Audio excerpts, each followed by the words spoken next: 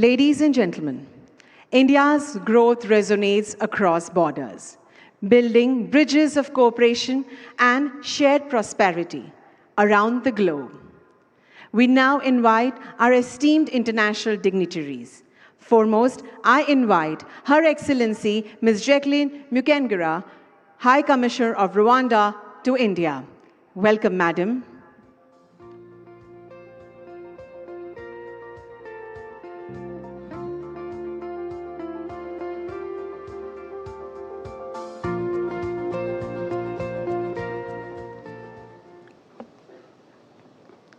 Honorable Prime Minister of India, Shri Narendra Modi ji, Honorable Chief Minister of Gujarat, Honorable Deputy Minister of Gujarat, Honorable Ministers, Honorable Senior Government officials of Gujarat, Excellencies, distinguished industry leaders, ladies and gentlemen, good afternoon, namaste, Kemcho Gujarat.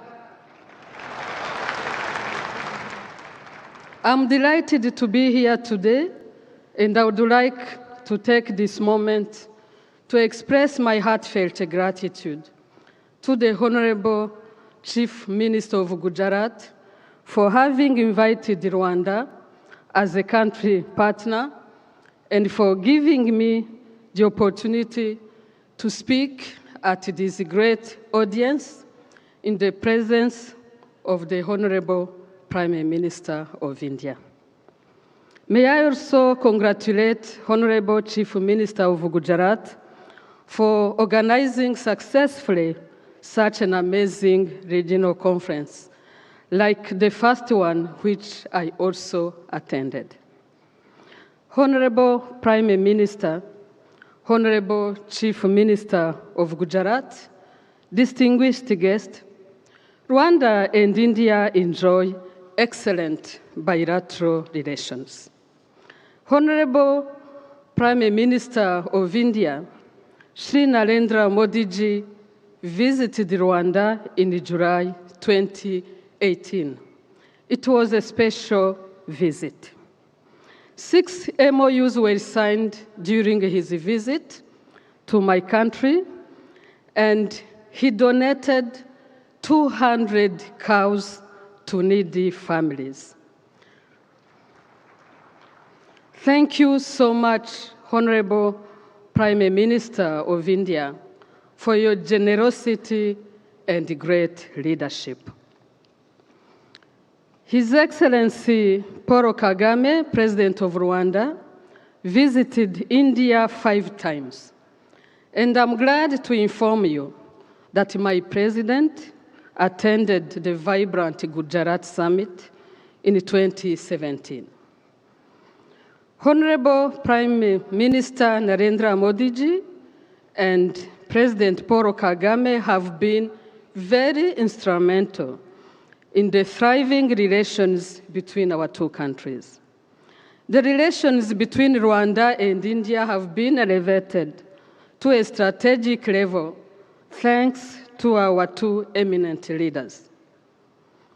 Rwanda and India have been worked together by supporting each other on various bilateral, regional, and multilateral issues of common interest.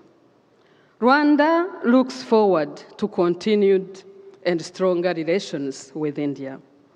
Honorable Prime Minister, Honorable Chief Minister of Gujarat, distinguished guests, today Rwanda is a fast-developing, transformed, stable, and stronger nation with a zero tolerance to corruption. Rwanda's economy grew by 11.8% in the third quarter of 2025. Rwanda ranks first in Africa for governance transparency. This solid governance underpins Rwanda's position as one of Africa's fastest growing economies and one of the safest countries globally.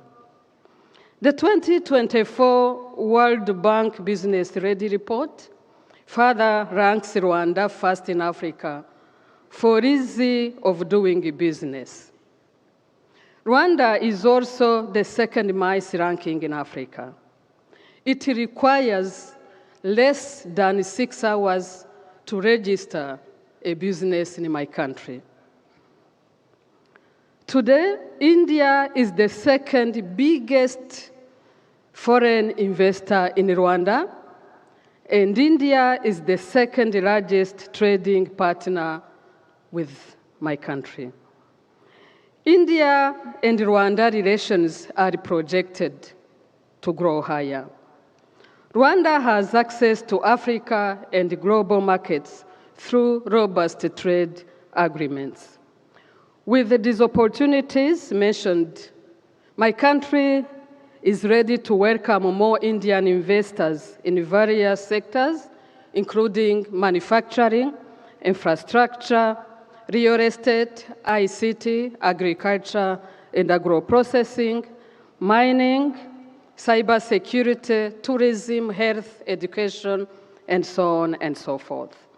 These opportunities are backed by strong fiscal and non-fiscal incentives.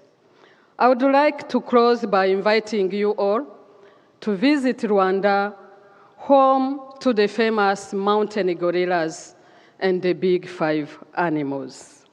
Please be advised that Indians with valid passports, they get 1 month free visa upon arrival. Thank you very much for your kind attention. Dhanyavad Abahar. Thank you, Your Excellency, for your address. I now invite His Excellency, Dr.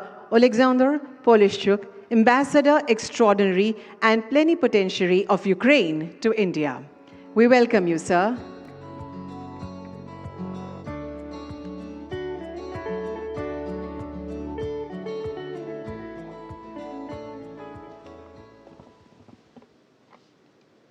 Honorable Prime Minister of India, Shri Narendra Modi ji, Honorable Chief Minister of the Gujarat, Shri Tripendra Patel, Deputy Chief Minister, Honorable Shri Harsh Sangwat ji, distinguished guests, distinguished Captain of the Industry. It's a great honor and pleasure for me to be back in Gujarat. It's for the third time I'm taking part in this global forum. And I would like to applaud your Honorable Prime Minister leadership, and which is the great example how from the global, from the regional leader you become the national leader, and now you are actually playing a very global role, including my country, to establish the peace. Now Gujarat is very well known around the world, and I would like to acknowledge that the presence role of the Shri Narendra Modi ji in shaping this development model and expand it to the entire country with the philosophy to create the country who will be the global leader, and to take with the next couple years on the third part, on the third stage in a global, around the economy, around the world, and as well to lead the country to your target, Viksit Bharat 2047. I would like to also applaud the Gujarat government, and thanks to the Honorable Chief Minister and his team for the cooperation. We discussing the strengthening of our cooperation in a different area. First of all, education, institutional partnership, and skills development area that can serve as a long-term foundation for the people-to-people and knowledge-based cooperation. Since 2023, Ukraine has proudly served as a partner country of this global forum, and we see this not merely as a sign of trust, but as a strategic opportunity to deepen economic cooperation between our country. And the Ukrainian companies and industries are actively engaged in a dialogue across such sectors as industry, education, agriculture, engineering, IT, energy, and logistics. Ukraine and India have a long record of successful cooperation in the traditional area like the trade of the sunflower oil, grain, pharmaceutical products. This established trade flow demonstrates the complementary of our economies. At the same time, this exists considerable potential in precisely those sectors which Gujarat is particularly strong.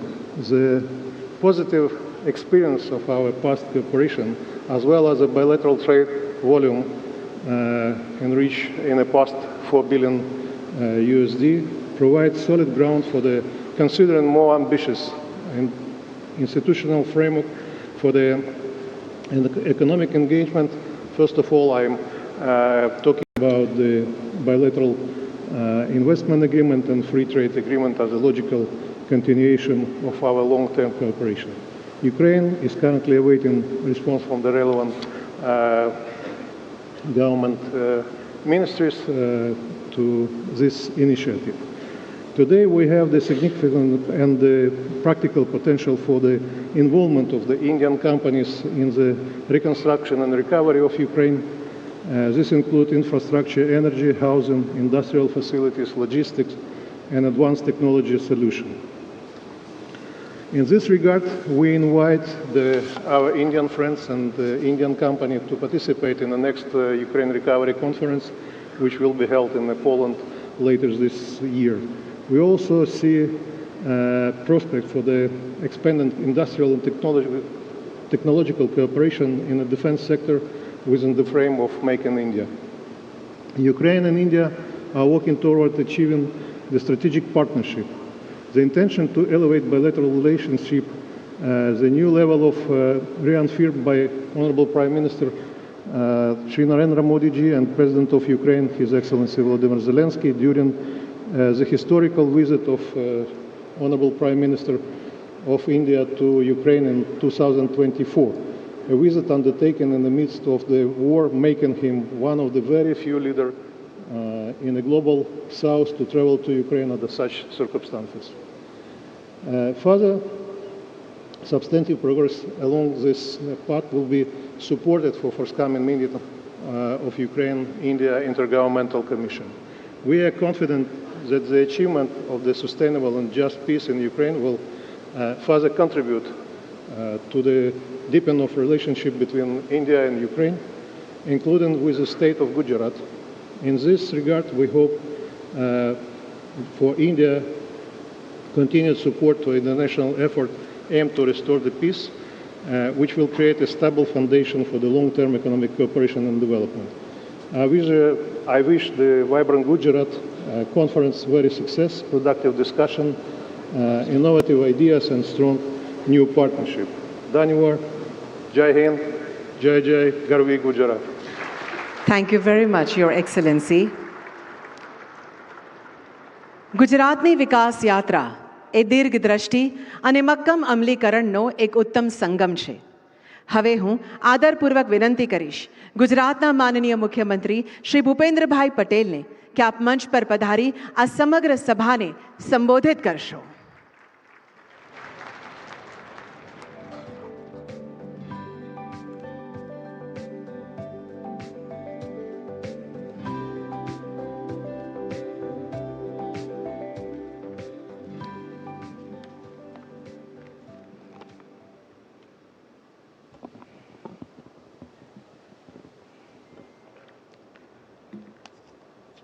Saurashtra કચ્છની vibrant Gujarat regional કોન્ફરન્સમાં આપણું માર્ગદર્શન કરવા પધારેલા vibrant Gujarat સમિટના પ્રણેતા અને યશસ્વી વડાપ્રધાન શ્રી નરેન્દ્રભાઈ મોદી સાહેબ, મારા સાથી નાયબ મુખ્યમંત્રી શ્રી હર્ષભાઈ સંઘવી, મંત્રી શ્રી ઋષિકેશભાઈ પટેલ, કેન્દ્રીય મંત્રી શ્રી નિમુબેન બામણિયા, કર્ણાટકના પૂર્વ રાજ્યપાલ શ્રી વજુભાઈ વાળા,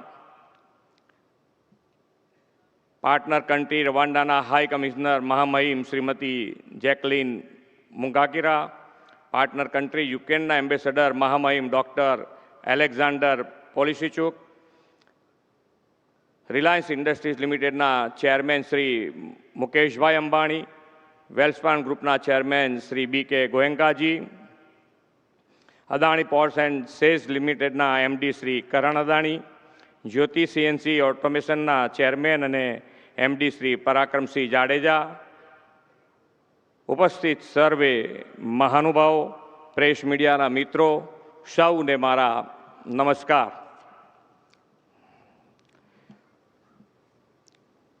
વિશ્વ નેતા અને લોકલાડીલા વડાપ્રધાન શ્રી નરેન્દ્રભાઈ મોદીએ આજે સવારે સોમનાથ સ્વાભિમાન પર્વથી જન જનમાં આસ્થા અને આધ્યાત્મિકતાની જ્યોતને વધુ ઉજાગર બનાવી છે અને હવે ઉદ્યમશીલતાથી આત્મનિર્ભરતાને વેગ આપવા માટે વાઇબ્રન્ટ ગુજરાત રિજનલ કોન્ફરન્સનો પ્રારંભ કરવા આપણી સૌની સાથે ઉપસ્થિત થયા છે. આપણે સૌ નસીબદાર છીએ કે આપણને શ્રી નરેન્દ્રભાઈ મોદી જેવા સમય કરતાં હંમેશા આગળનું વિચારનારા વિઝનરી લીડર મળ્યા છે. શ્રી મોદી સાહેબે એ વિઝન સાથે 2003માં પહેલી વાઇબ્રન્ટ સમિટ યોજીને આપણી ઉદ્યોગ સંભાવનાઓને દુનિયા સામે મૂકી. મહાજન, પ્રજાજન અને પ્રશાસનના સહયોગથી 2003ની વાઇબ્રન્ટ સમિટને મળેલી સફળતા પછી તેમણે કહેલું કે Gujarat can and Gujaratis will. આદરણીય શ્રી મોદી સાહેબના નેતૃત્વમાં વિશ્વભરના લોકોનો ગુજરાત પરનો વિશ્વાસ, રાજ્યમાં રોકાણ માટેની સંભાવના અને બેસ્ટ ઇન્ફ્રાસ્ટ્રક્ચર ડેવલપમેન્ટને કારણે વાઇબ્રન્ટ સમિટને ઉત્તરોત્તર જ્વલંત સફળતા મળતી ગઈ. ગુજરાતના આના પરિણામે દેશના વિકાસનું ગ્રોથ એન્જિન અને most preferred destination for investment બન્યું છે. શ્રી મોદી સાહેબના દિશા દર્શનમાં વાઇબ્રન્ટ ગુજરાતની 2 દાયકાની જ્વલંત સફળતા આજે આપણી સામે છે. પાછલા 24 વર્ષમાં રાજ્યમાં 3.57 લાખ કરોડનું FDI આવ્યું છે.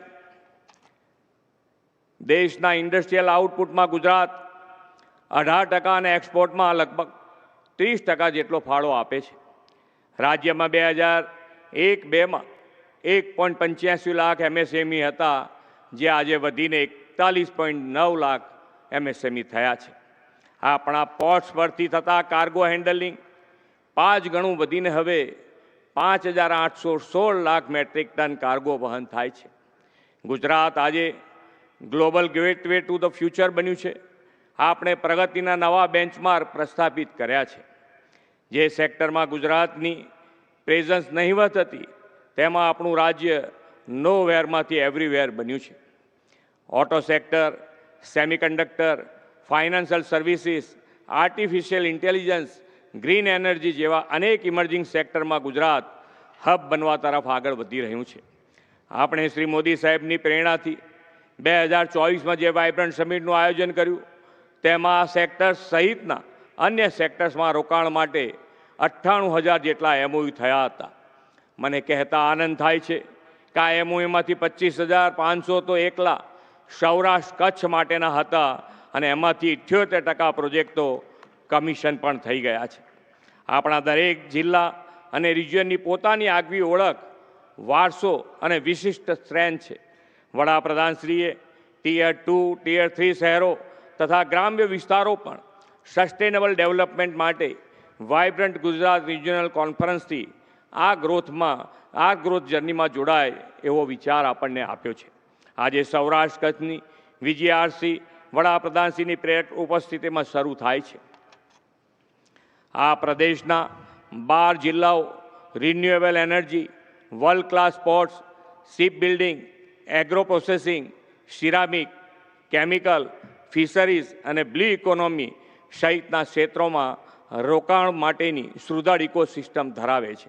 રાજ્ય સરકાર પણ coastal highway, economic corridor, 4 lane તથા 6 લેનના ઝડપથી અપગ્રેડેશન તેમજ કચ્છ સૌરાષ્ટ્રમાં આધુનિક એરપોર્ટ સાથે સીમલેસ કનેક્ટિવિટી સંગીન કરી રહી છે.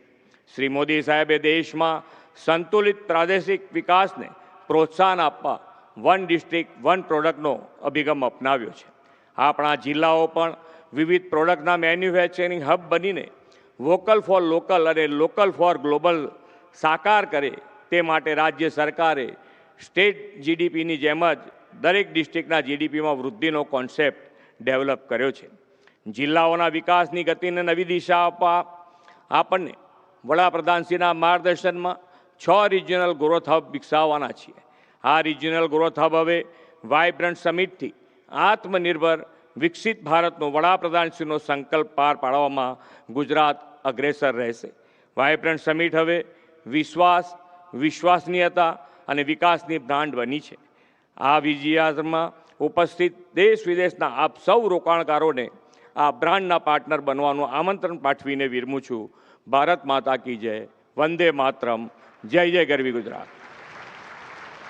માનનીય મુખ્યમંત્રી શ્રી, આપના गरिमापूर्ण संबोधन बदल અમે પણ આપનો ખૂબ ખૂબ આભાર માનીએ છીએ. देवियों और सज्जनों, हम अब उस महत्वपूर्ण क्षण के साक्षी बनने जा रहे हैं जो कच्छ और सौराष्ट्र सहित संपूर्ण गुजरात के औद्योगिक भविष्य को एक नई और सुदृढ़ दिशा प्रदान करेगा. इस क्षेत्र के कुल 7 जिलों में 3,540 एकड़ क्षेत्र में फैली 13 नई स्मार्ट औद्योगिक एस्टेट्स के विकास की परिकल्पना की गई है. इसके साथ ही गुजरात इंडस्ट्रियल डेवलपमेंट कॉरपोरेशन द्वारा नागलपर में 336 एकड़ क्षेत्र में sector specific medical devices industrial park का विकास किया गया है. ये पहल आत्मनिर्भर भारत के संकल्प को सशक्त करती है. अब मैं माननीय प्रधानमंत्री जी से विनम्र अनुरोध करती हूं कि वे रिमोट का बटन दबाकर नवीन स्मार्ट जीआईडीसी एस्टेट्स एवं नागलपर मेडिकल डिवाइसेस पार्क का शुभारंभ करने की कृपा करें.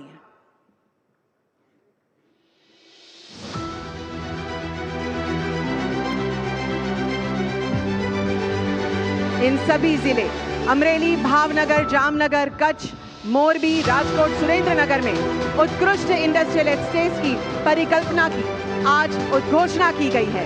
बहुत बहुत अभिनंदन है.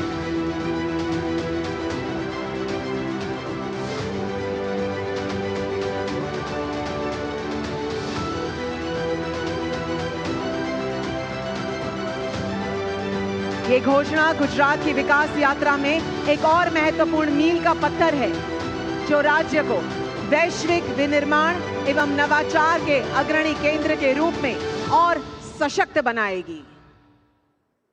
आइए एक बार फिर अभिनंदन करते हैं इस परिकल्पना को साकार करने के लिए. कच्छ की श्वेत मरुभूमि का औद्योगिक साहस और सौराष्ट्र की उद्यमी शक्ति, इन दोनों के संगम ने गुजरात को विश्व के मानचित्र पर एक नई परिभाषा दी है. आपदा को अवसर में बदलने की यह यात्रा केवल विकास की नहीं बल्कि एक दृढ़ इच्छा शक्ति की कहानी है. आइए कच्छ और सौराष्ट्र के इसी अद्भुत कायाकल्प और वैश्विक उत्थान को जाने एक डॉक्यूमेंट्री फिल्म के माध्यम से.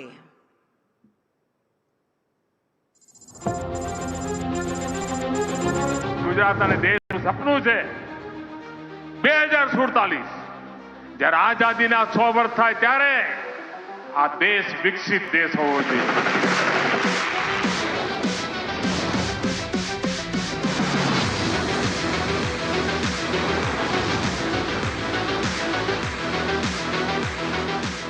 વડાપ્રધાન નરેન્દ્ર મોદીજીને અમારા સૌરાષ્ટ્ર કચ્છનો વાયદો છે કે ભારત વિકસિત બનીને રહેશે અને એમાં અમારી ભાગીદારી રહેશે. કારણ કે અમારા ઉદ્યોગો હવે છલાંગો સિવાય વાત નથી કરતા.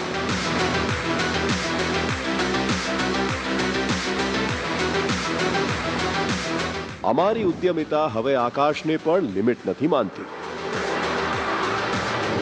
Agro processing, food and beverage industries હવે અમારી સભ્યતા બની ગઈ છે. વુડ પ્રોડક્ટ્સ અને નોન મેટાલિક ઇન્ડસ્ટ્રીઝ હવે અમારી છબી થઈ ગઈ છે. રાજ્યનું 89% માઇનિંગ અમારે ત્યાં થાય છે. અને રાજ્યના 87% પેટ્રોલિયમ પ્રોડક્ટ્સ અમે બનાવીએ છીએ. દુનિયાની સૌથી મોટી તેલ રિફાઇનરી અમારા આંગણે જામનગરમાં ઊભી છે. વિશ્વનો સૌથી મોટો શિપ બ્રેકિંગ યાર્ડ અમારા અલંગમાં ઊભો છે. કચ્છ આજે સ્ટીલ અને પાઇપ મેન્યુફેક્ચરિંગનું હબ બન્યું છે, જ્યાં દેશની અગ્રણી કંપનીઓ દ્વારા મોટા પાયે રોકાણ અને રોજગારીનું સર્જન થઈ રહ્યું છે. દુનિયાનો સૌથી મોટો હાઇબ્રિડ રિન્યુએબલ એનર્જી પાર્ક કચ્છના ખાવડાની શાન છે. મુન્દ્રા, કંડલા અને પીપા વાવના બંદરો દેશની નિકાસમાં મોટું યોગદાન આપી રહ્યા છે. વિશ્વની સૌથી મોટી ટોવલ મેન્યુફેક્ચરિંગ ફેસિલિટી પણ આ વિસ્તારમાં જ ધમધમે છે. તમે વિશ્વના કોઈ પણ દેશમાં જાઓ, ત્યાં મોરબીની ટાઇલ્સ અચૂક જોવા મળશે, કેમ કે અમારા મોરબીનું સિરામિક ક્લસ્ટર આખા વિશ્વમાં અગ્રેસર છે. અમારા રાજકોટમાં બનેલા ઓટો પાર્ટ્સ આજે દુનિયાભરની ગાડીઓમાં દોડે છે. અને અહીંનું એન્જિનિયરિંગ હવે એરોસ્પેસ અને ડિફેન્સ ક્ષેત્રે પણ મહત્વનું યોગદાન આપી રહ્યું છે. આ તો હજી શરૂઆત માત્ર જ છે. હવે તો ગ્રીન હાઇડ્રોજન હબ, જખૌનું ફિશિંગ ક્લસ્ટર અને ભચાઉનો મિનરલ ઝોન કચ્છની કાયાપલટ કરવા જઈ રહ્યો છે. બોટાદમાં ઇકો ઇન્ડસ્ટ્રીયલ પાર્ક, રાજકોટમાં મેડિકલ ડિવાઇસ પાર્ક અને નોલેજ ક્લસ્ટર સાથે સૌરાષ્ટ્ર હવે વિકાસની તેજ ગતિ પકડવા જઈ રહ્યું છે. અમે ઔદ્યોગિક વિકાસની સાથે પર્યાવરણનું પણ જતન કર્યું છે. એટલે જ તો ગીરના સિંહોની સંખ્યામાં પણ વધારો થઈ રહ્યો છે.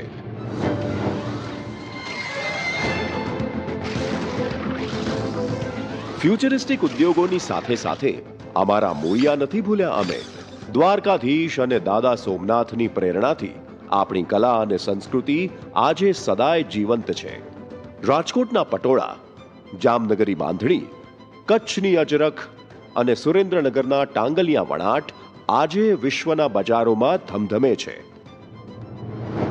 વિકસિત ભારત અને વિકસિત ભારત માટે વિકસિત ગુજરાત થકી આપણે સૌથી વધારે લીડ કોઈ લે વિકસિત ભારતમાં તો એ ગુજરાત લે. અને ગુજરાત હર હંમેશ દેશનું ગ્રોથ એન્જિન રહ્યું છે, રહેશે. એનું કારણ કે આપ સૌ સાથે મળી અને આપણે આગળ વધીશું. આવો નવા વિચારો અને નવી સંભાવનાઓને આવકારીએ. સૌરાષ્ટ્ર અને કચ્છની આ ભૂમિ હવે સજ્જ છે. કોસ્ટલ અને નોન કોસ્ટલ વિસ્તારો માટે તૈયાર છે આપણો ફ્યુચરિસ્ટિક ઇકોનોમિક માસ્ટર પ્લાન. તો ચાલો આપણા port led development, logistics, better connectivity, blue ઇકોનોમીથી સૌરાષ્ટ્ર અને કચ્છની સમૃદ્ધિનો સંકલ્પ કરીએ. 2047 સુધીમાં વિકસિત ગુજરાતથી વિકસિત ભારતનું નિર્માણ કરીએ. Welcome to vibrant Gujarat regional conference. Regional aspirations, global ambitions. अभी हमने जो दृश्य देखे वे केवल एक फिल्म नहीं बल्कि एक आधुनिक भगीरथ प्रयास के प्रमाण है. एक समय था जब कच्छ की रेत और सौराष्ट्र की लहरें केवल चुनौतियों की कहानी सुनाती थी, पर तभी एक संकल्प का उदय हुआ. एक ऐसा नेतृत्व सामने आया जिसने रेगिस्तान की खामोशी में भी विकास की गूंज पैदा कर दी. यह यात्रा है अभाव से प्रभाव तक की. यह गाथा है कठिनाइयों को क्रांति में बदलने की. और इस परिवर्तन के सूत्रधार वही है जिन्होंने गुजरात के मॉडल से पूरे राष्ट्र को आत्मनिर्भरता का स्वप्न देखना सिखाया. आज जब कच्छ और सौराष्ट्र के उद्योग वैश्विक व्यापार की धुरी बन रहे हैं, तो यह उस विजन की जीत है जिसने हमेशा नेशन फर्स्ट को सर्वोपरि रखा. अत्यंत गरिमा, असीम आदर और देश के 140 करोड़ सपनों के विश्वास के साथ मैं सादर मंच पर आमंत्रित करती हूं आधुनिक भारत के शिल्पकार हमारे यशस्वी प्रधानमंत्री श्री नरेंद्र मोदी जी को. आइए ऊर्जावान करतल ध्वनि के साथ माननीय प्रधानमंत्री श्री नरेंद्र मोदी जी का स्वागत करें उनके संबोधन के लिए.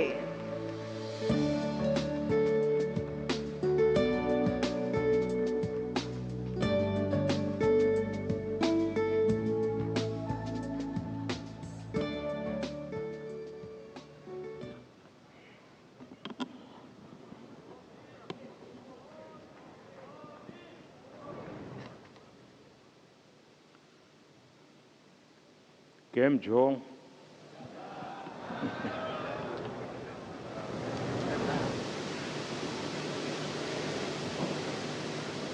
गुजरात के मुख्यमंत्री श्रीमान भूपेंद्र भाई पटेल, उप मुख्यमंत्री हर्ष संघवी, गुजरात सरकार के अन्य मंत्रीगण, सांसद और विधायकगण, एक्सेलेंसीज, उद्योग जगत के प्रतिनिधि, अन्य महानुभाव, देवी और सज्जनों, 2026 के आरंभ के बाद ये मेरा गुजरात का पहला दौरा है।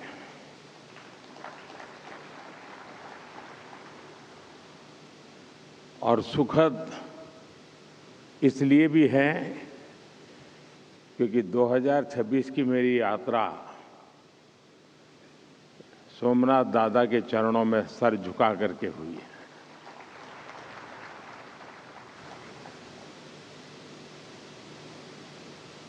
और अब मैं राजकोट में इस शानदार कार्यक्रम में हिस्सा ले रहा हूं।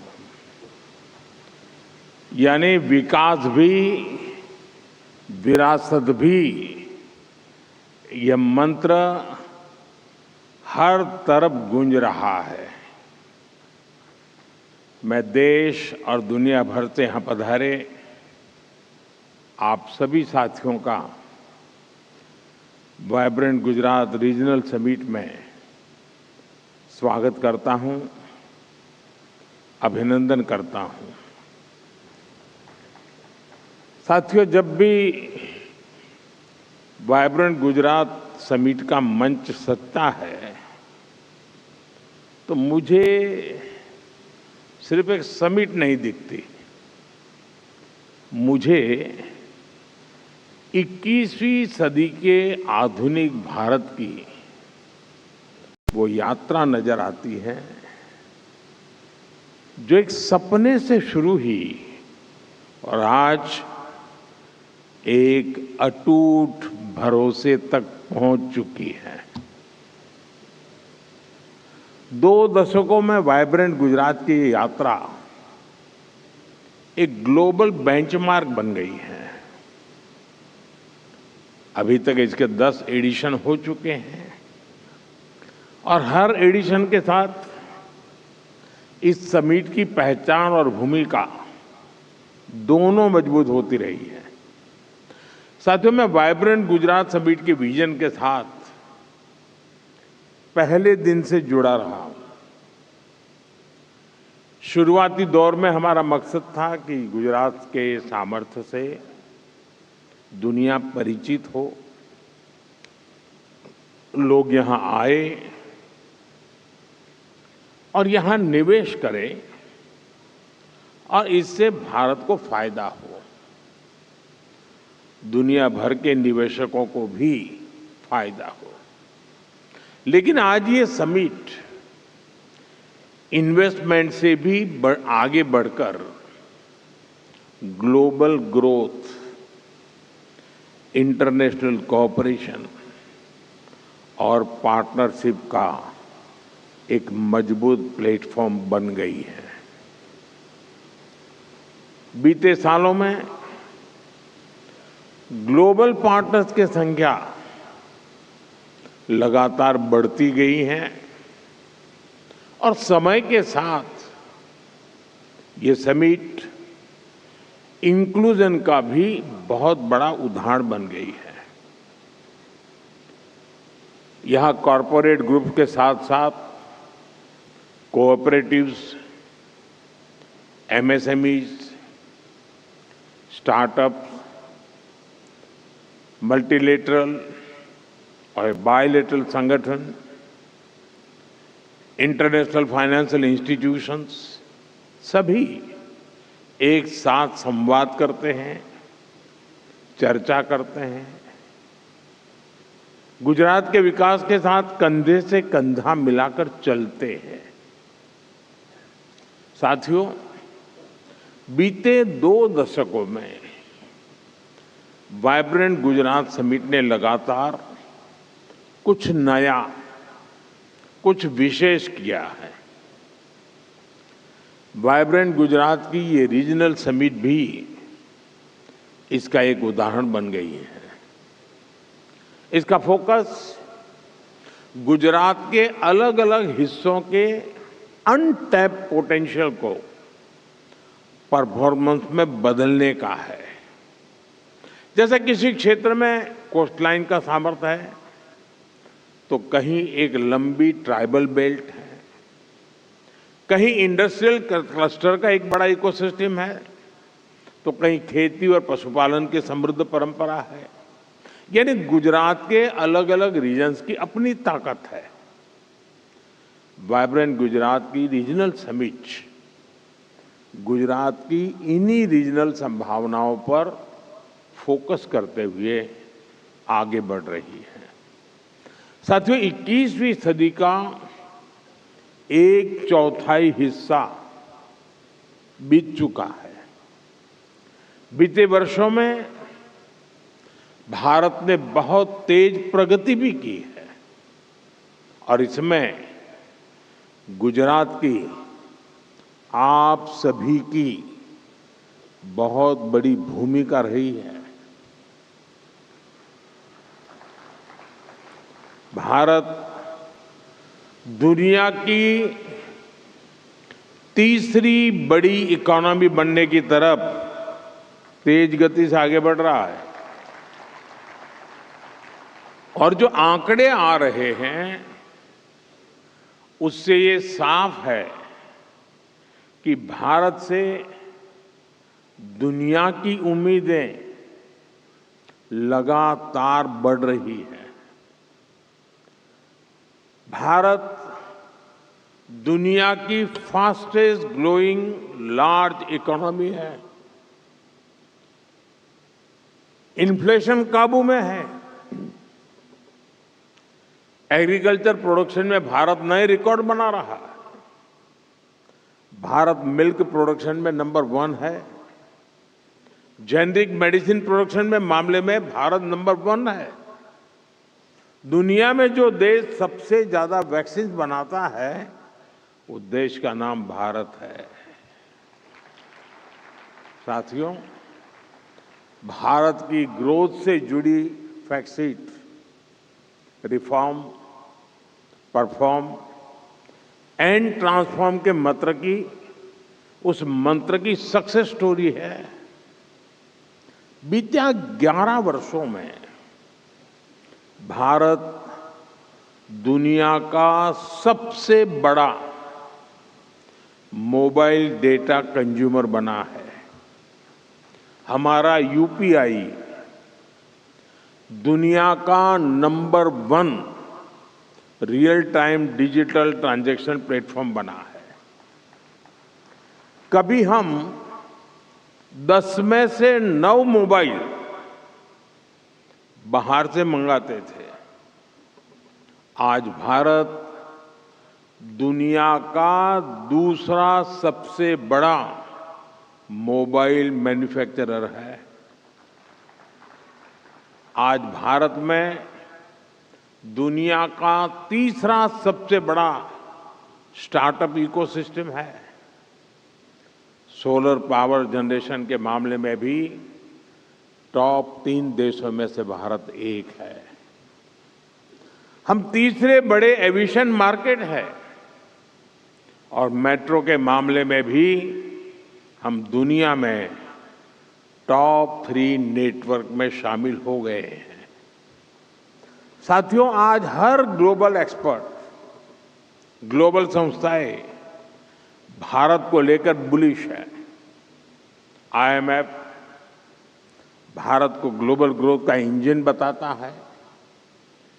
एसएनपी 18 इयर्स के बाद भारत की रेटिंग अपग्रेड करती है। फिच रेटिंग भारत की मैक्रो स्टेबिलिटी और फिस्कल क्रेडिबिलिटी इसकी प्रशंसा करती है।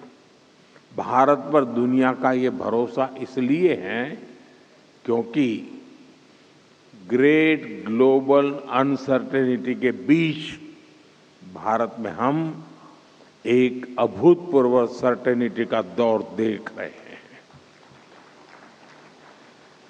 आज भारत में पॉलिटिकल स्टेबिलिटी है, पॉलिसी में कंटिन्यूटी है, भारत में न्यू मिडिल क्लास का दायरा बढ़ रहा है, उनकी परचेजिंग पावर बढ़ रही है और इन फैक्टर्स ने भारत को असीम संभावनाओं का देश बना दिया है।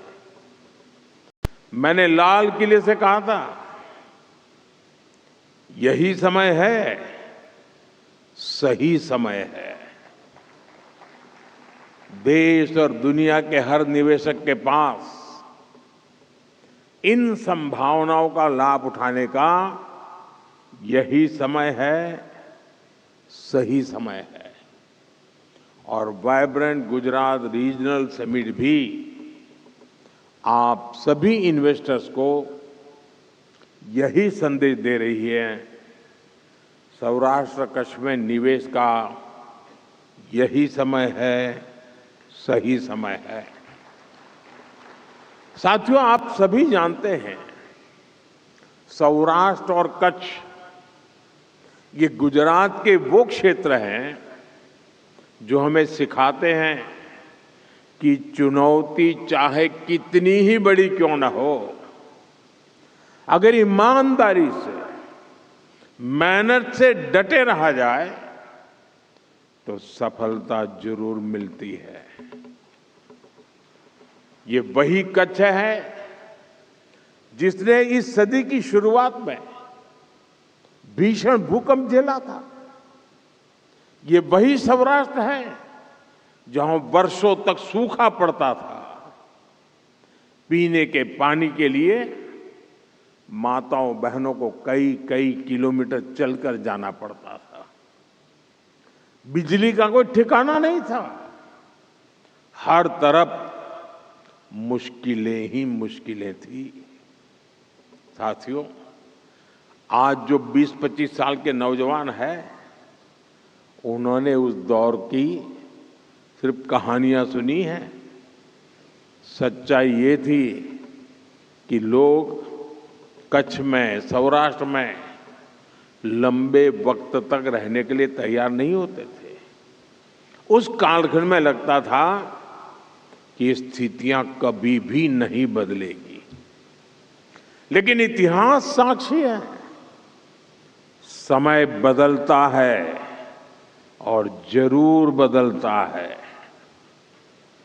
सौराष्ट्र कच्छ के लोगों ने अपने परिश्रम से अपना भाग्य बदल दिया है।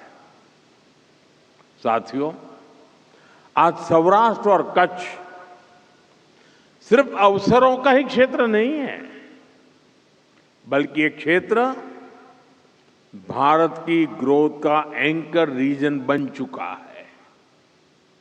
ये रीजन आत्मनिर्भर भारत अभियान को गति देने वाला बहुत बड़ा सेंटर बन रहा है। भारत को ग्लोबल मैन्युफैक्चरिंग हब बनाने में सौराष्ट्र और कच्छ की बहुत बड़ी भूमिका है और ये भूमिका मार्केट ड्रिवन है और यही बात इन्वेस्टर्स के लिए सबसे बड़ा भरोसा बनती है। यही राजकोट में ही 2.5 लाख से अधिक एमएसएमईज हैं।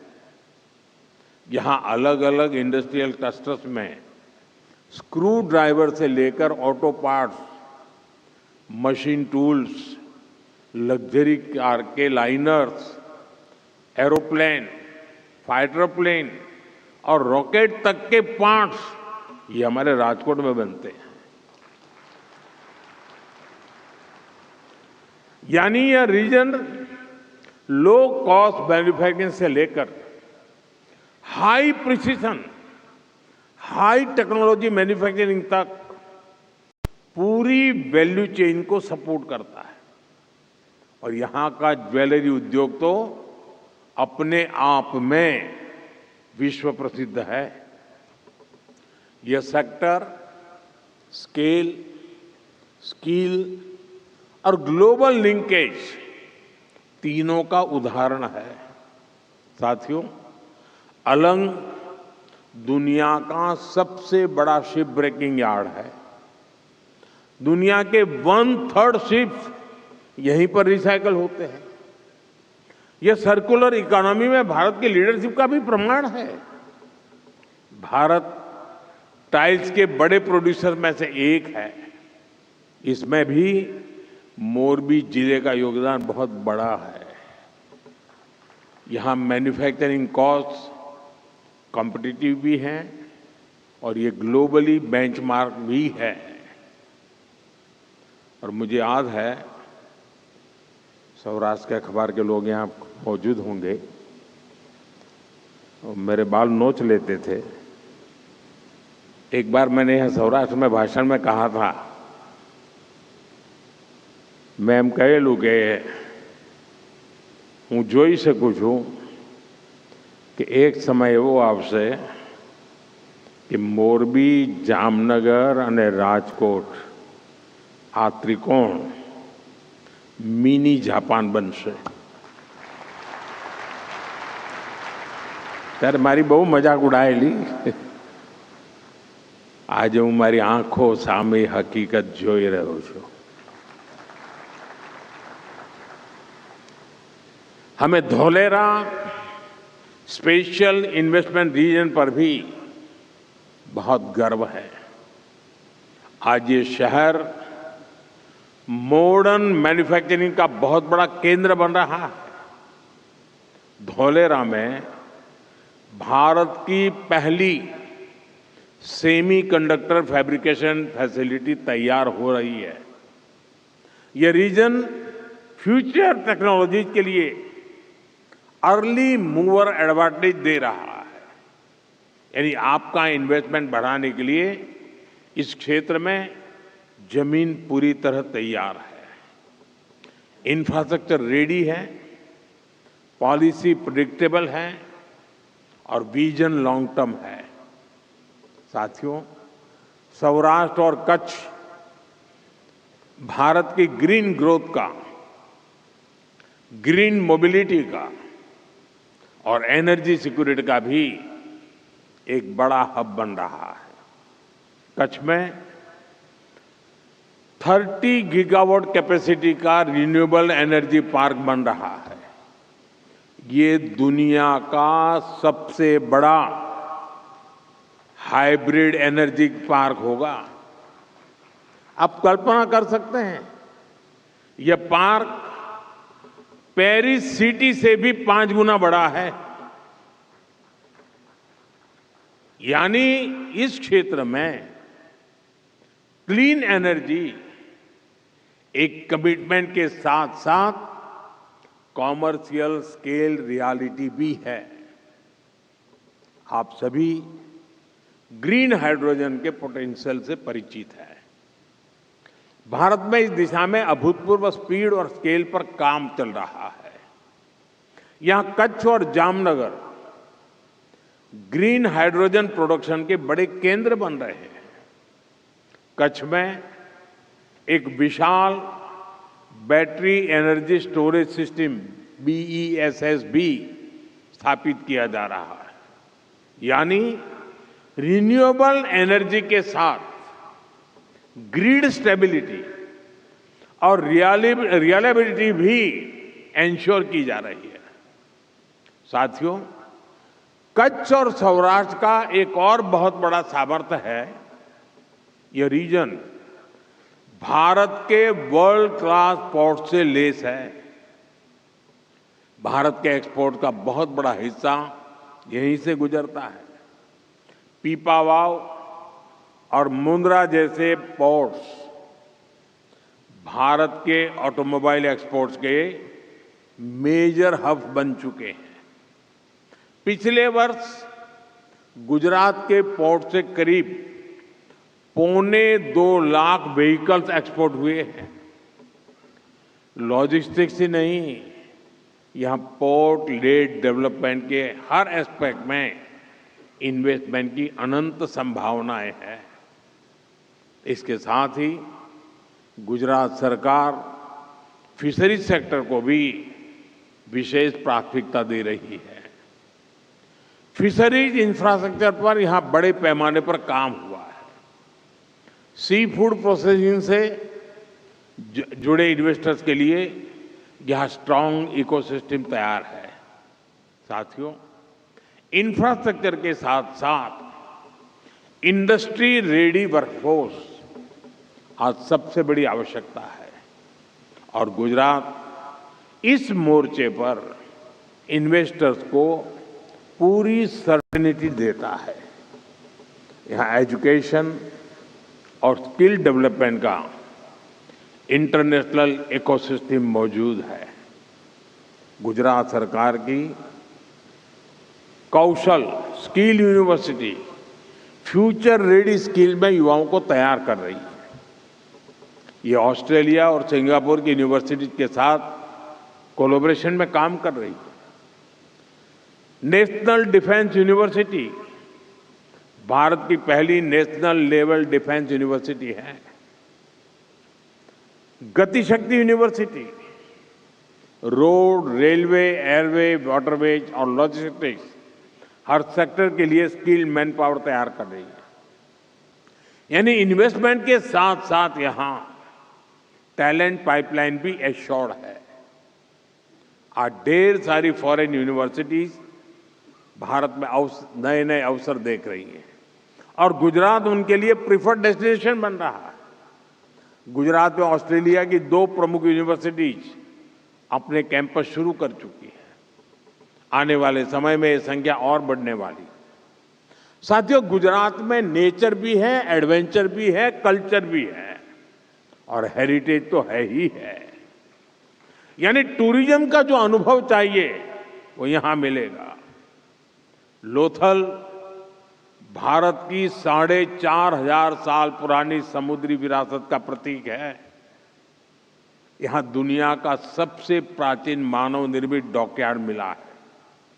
यहां नेशनल मैरीटाइम हेरिटेज कॉम्प्लेक्स तैयार हो रहा है।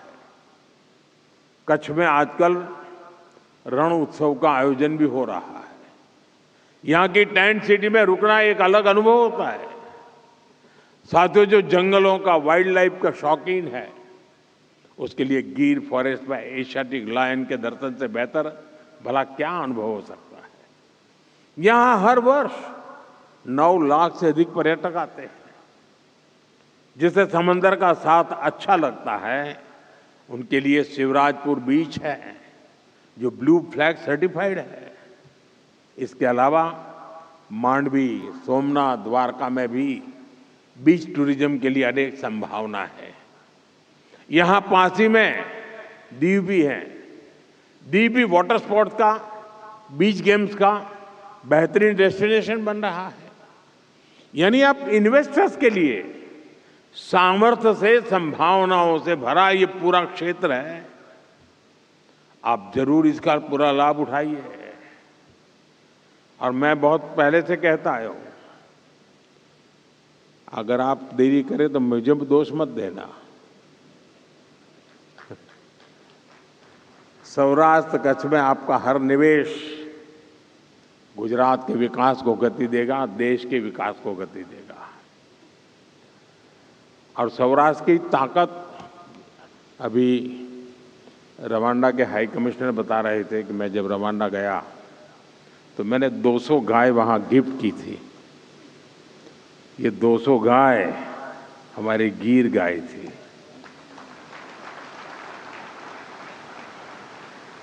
लेकिन उसकी एक विशेषता है, जब हमने 200 गाय दी वहाँ की ग्रामीण इकोनॉमी के लिए, तो उसमें एक नियम है कि गाय तो आपको देंगे, लेकिन उसकी जो पहली बछड़ी होगी वो आपको वापस देनी होगी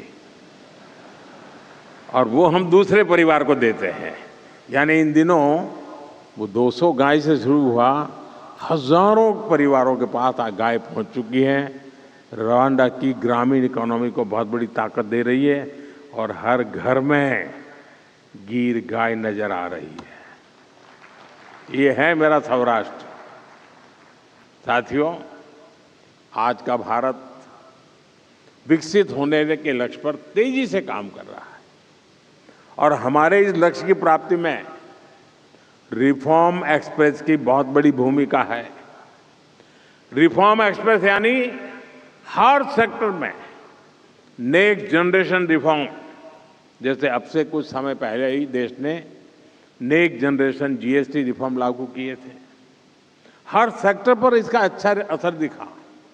विशेष रूप से हमारे एमएसएमईज को बहुत फायदा हो रहा है। रिफॉर्म एक्सप्रेस पर सवार भारत ने बहुत बड़ा रिफॉर्म इंश्योरेंस सेक्टर में किया गया है। भारत ने इंश्योरेंस सेक्टर में 100% एफडीआई को मंजूरी दे दी है। इससे देशवासियों को 100% बीमा कवरेज देने के अभियान को गति मिलेगी। इसी तरह करीब 6 दशक के बाद इनकम टैक्स कानून को आधुनिक किया गया है। इससे करोड़ों टैक्स पेयर्स को फायदा होगा। भारत ने ऐतिहासिक लेबर रिफॉर्म्स को भी लागू कर दिया है। इससे वेजेज, सोशल सिक्योरिटी और इंडस्ट्री तीनों को एक यूनिफाइड फ्रेमवर्क मिला है। यानी श्रमिक हो या फिर इंडस्ट्री, सभी का इससे फायदा है। साथियों, आज भारत डेटा आधारित इनोवेशन का, एआई रिसर्च का, सेमीकंडक्टर मैन्युफैक्चरिंग का एक ग्लोबल हब बनता जा रहा है। यानी भारत की पावर डिमांड लगातार बढ़ रही है। भारत को एश्योर्ड एनर्जी की बहुत जरूरत है और इसका बहुत बड़ा माध्यम न्यूक्लियर पावर है। इसको देखते हुए हमने न्यूक्लियर पावर सेक्टर में भी नेक्स्ट जनरेशन रिफॉर्म किया है। भारत ने पिछले संसद के सत्र में शांति एक्ट के जरिए सिविल न्यूक्लियर एनर्जी को प्राइवेट पार्टनरशिप के लिए ओपन कर दिया है। ये इन्वेस्टर्स के लिए बहुत बड़ा अवसर है। साथियों, यहां उपस्थित सभी निवेशकों को मैं विश्वास दिलाता हूं, हमारी रिफॉर्म एक्सप्रेस अब रुकने वाली नहीं है। भारत की रिफॉर्म जर्नी इंस्टीट्यूशनल ट्रांसफॉर्मेशन की दिशा में बढ़ चुकी है। साथियों, आप सभी यहां सिर्फ एमओयू के साथ नहीं आए हैं। आप यहां सौराष्ट्र कच्छ के विकास और विरासत से जुड़ने आए हैं। मैं आपको विश्वास दिलाता हूं, आपके इन्वेस्टमेंट की पाई पाई यहां शानदार रिटर्न दे करके जाएगी। एक बार फिर आप सभी को मेरी बहुत बहुत शुभकामनाएं हैं। मैं गुजरात सरकार को, गुजरात की टीम को भी उनके इस प्रयासों के लिए उनकी सराहना करता हूं, बहुत बहुत बधाई देता हूं। 2027 में शायद उनका वाइब्रेंट समिट होगा। उसके पहले ये रीजनल समिट एक अच्छा प्रयोग हो रहा है और मुझे खुशी हो रही है कि जिस काम को शुरू करते समय मुझे काम करने का अवसर मिला था, आज जब मेरे साथियों के द्वारा उस तक का विस्तार हो रहा है, उसको नई ऊर्जा मिल रही है, तो आनंद अनेक गुना बढ़ जाता है। मैं आपको बहुत बहुत बधाई देता हूं, बहुत बहुत शुभकामनाएं देता हूं। धन्यवाद। माननीय प्रधानमंत्री जी, आपके ओजस्वी और ऊर्जावान संबोधन के लिए आपका हृदय से आभार। आपके शब्दों ने कच्छ और सौराष्ट्र के साथ पूरे राष्ट्र को एक नई दृष्टि और अटूट विश्वास दिया है। विकसित भारत के आपके संकल्प को सिद्ध करने के लिए हम पूरी तरह प्रतिबद्ध हैं। Thank you, Honorable Prime Minister, sir, for your unwavering leadership and for inspiring a billion dreams. Right, you were listening to Prime Minister Modi's address to the Vibrant Gujarat Regional Conference in Rajkot. Time for a very short break. Keep watching DD India. Don't go anywhere.